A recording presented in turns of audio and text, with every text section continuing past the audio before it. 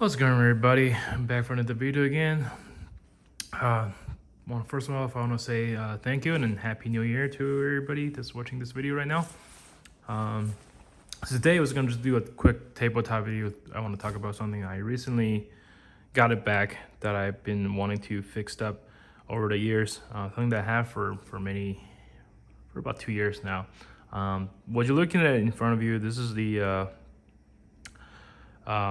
a Romanian Draco 556. I know it doesn't look like a Draco anymore, but it started off as a life as the Romanian Draco 556. Now you might wondering why is it the Draco 556? Well, they that's what I picked it up. That's what it was. They do make those back in the days, and it was imported from Romania.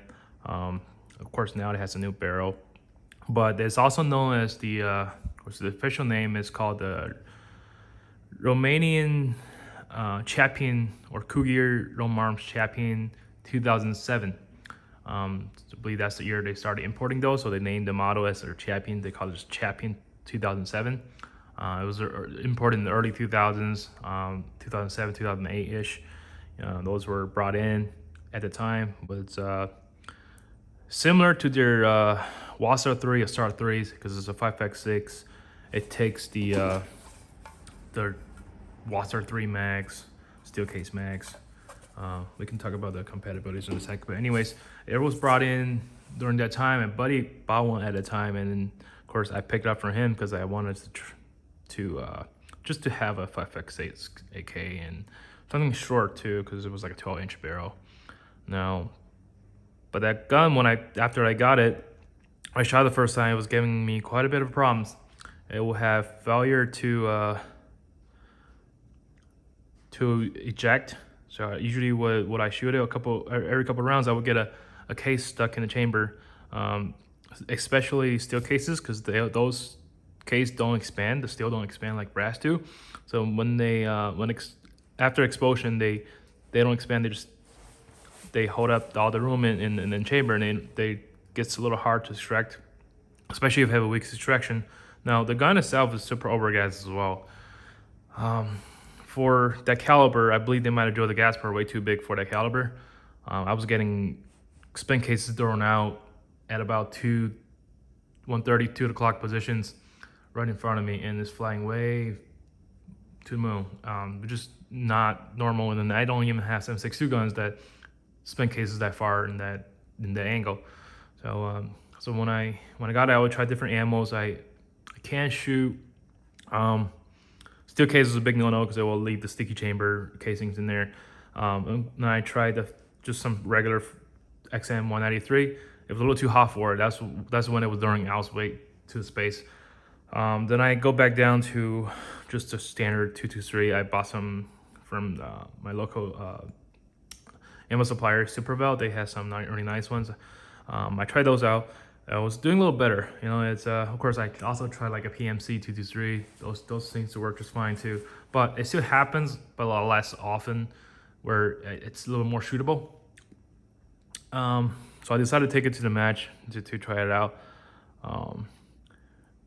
But it still did poorly. It would happen every couple of mags, and like one mag maybe halfway down you have an issue. Sometimes you have one at the beginning, sometimes you have at the end. I wasted so many ammo trying to test it, just to try to figure out what the problem was. So at first I replaced the extractor spring. I figured it might be the extraction problem, so I replaced that. That didn't do anything. But then I talked to somebody about maybe it was the overgassing issue, right? So I changed the recoil spring to the ALG extra power spring.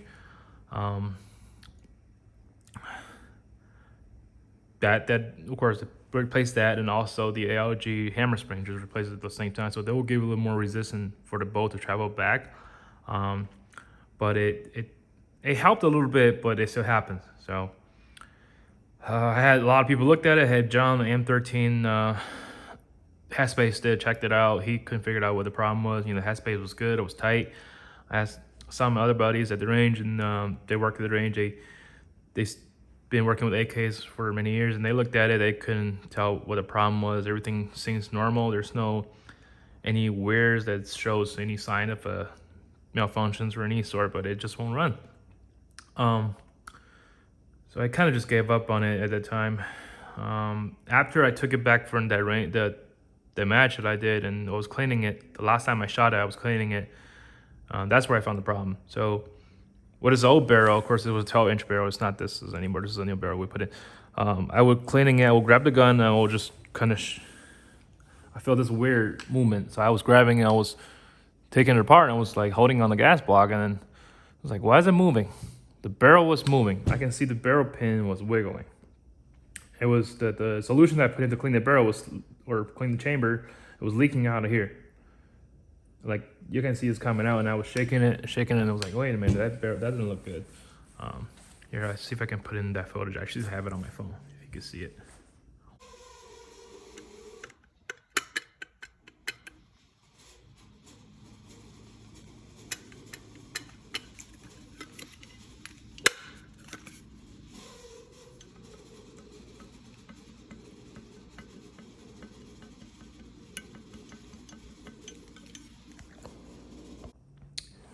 So I don't know if you're able to tell from the video, but that's the problem I had. Now that I know why they didn't import them as many or didn't get as popular, because they probably had really bad QCs back in Romania. My suspicion is will be during that time they're switching to NATO, so they're converting a lot of their 545s to 556 instead, and they might be using a lot of low parts where they're just not catching up on their QCs. Where also they're pumping out a lot of AKs at a time because they're trying to make money, right? If you look at of course we got we done that earlier, man. Clear.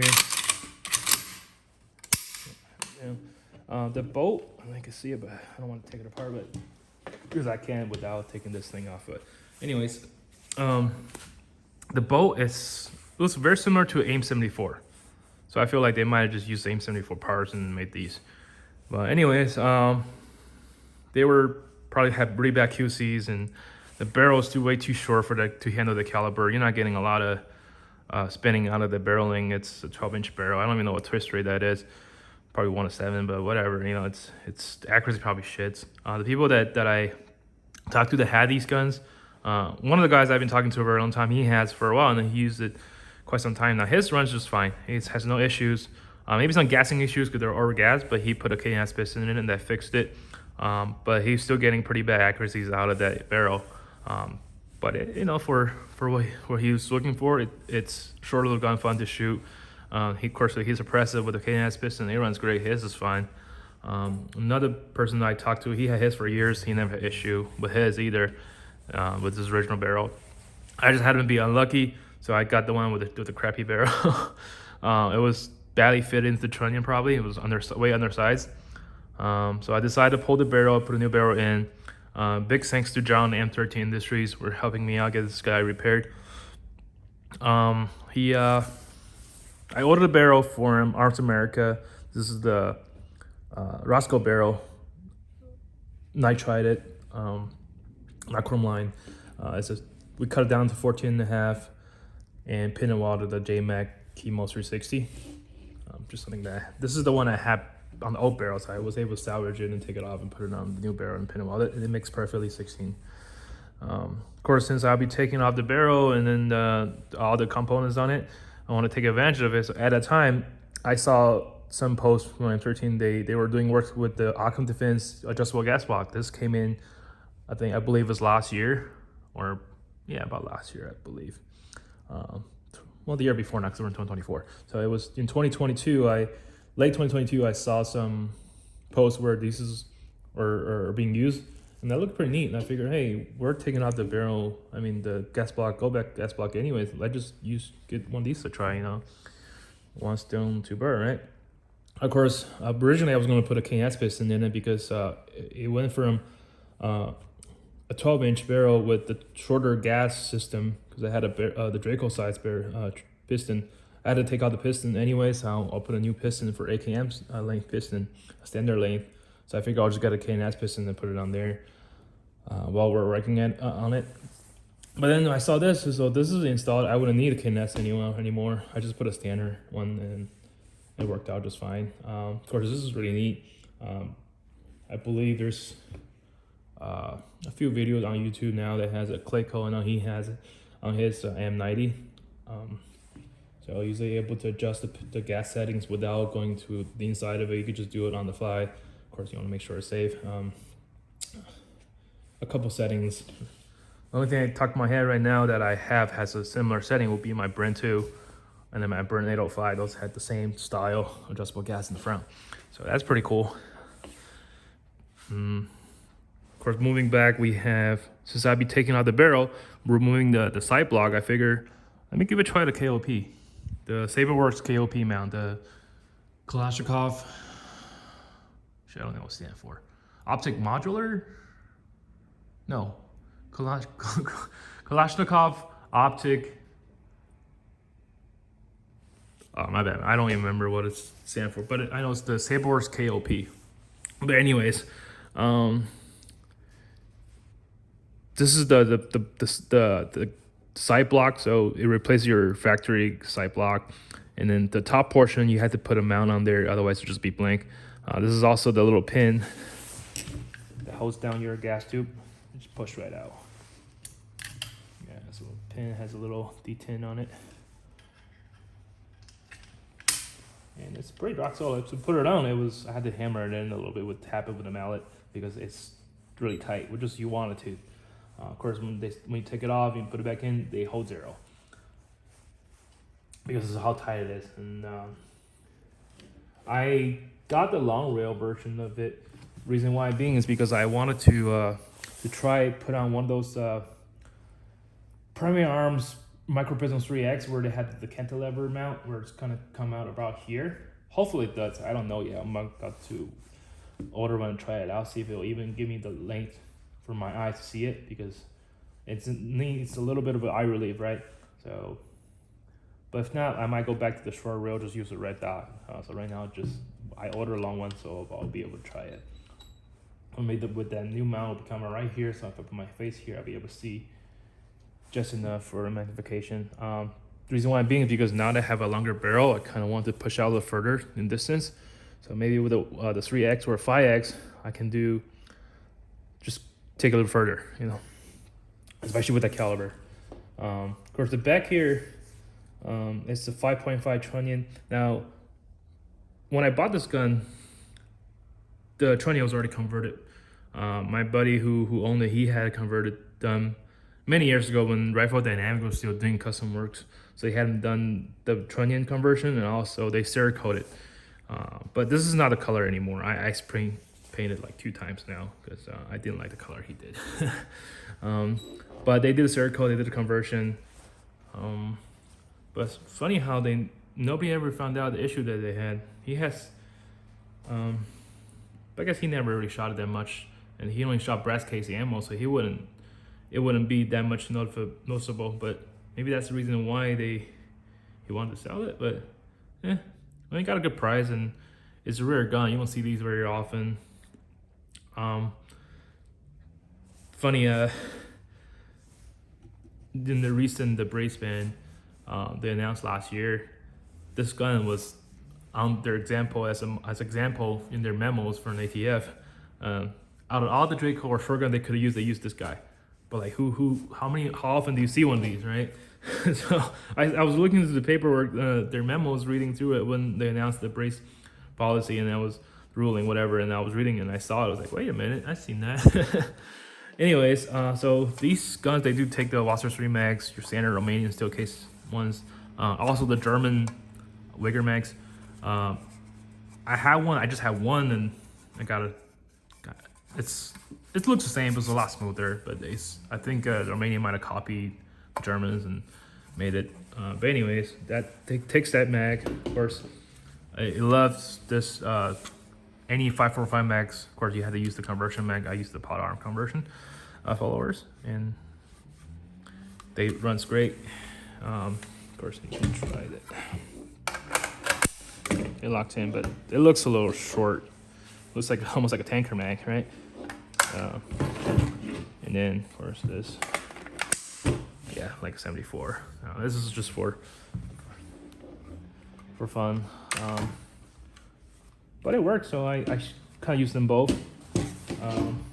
Now, it also, well, it does take the Circle 10 waffle mags, the 5x6 waffles, but you had to modify you had to trim the lugs and stuff. So my buddy, he gave me one when I bought the gun. He gave me one. He said you had to Dremel a little bit to make it work.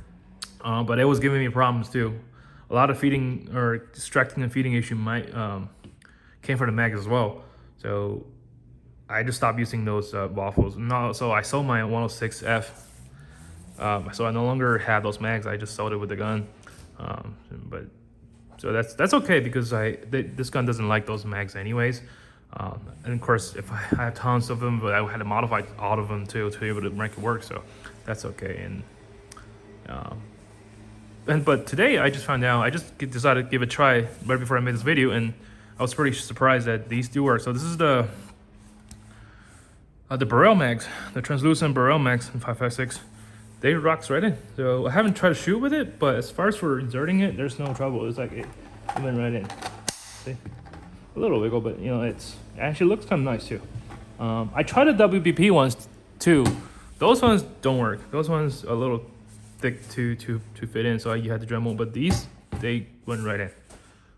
So we're about to do some more testing. Once I do get to the range, I'll try to shoot with this, see there's any issues. But so far, when I tried it, what I tried is I tried steel case and brass case ammo in both these type of mags, and in different ammo. So a couple different ones in one type mag ammo, and then of course one in these. I spread them out into like 3 mags, 10 rounds each. Of course, I probably need to do more, but as far as I want to try on different ammo in all these type of mags. So 3 in this one, 3 in this one. Of course, you got steel case, your brass 223, and then your XM 193, your full power NATO. All 3 type of ammos, and I run it, no issues. And of course, it shoots literally no recoil with the gas block or the tunable gas. So that was really good. Yeah, again, gotta thank M13 to help me out get this repaired up. So I'm pretty happy to get her back. Hopefully I'll make some more videos. Right now, I don't know what to do with it yet, so I just do around my cut downs on wood furniture and the polished fatty, and then the steel triangle stock, and then the Vickers sling with Blue Force gear. Pretty standard. And then if I were to make it tactical style, and there's so many options, so I don't know what to do yet, but may just run it like this. I kind of like it. Of course, with the overall look, especially with the gas block, for some reason it kind of looks like an AK-15 or AK-12, you might say it. Maybe I'll go that route, get some Zenico stuff if I can find one, then I don't know, or AK 9 handguards, and just to go crazy with it, right? So yeah, so I'm pretty happy to get it back and go have some fun with it. Thank you guys for watching, and I hope you like this video, and I'll see you in the next one.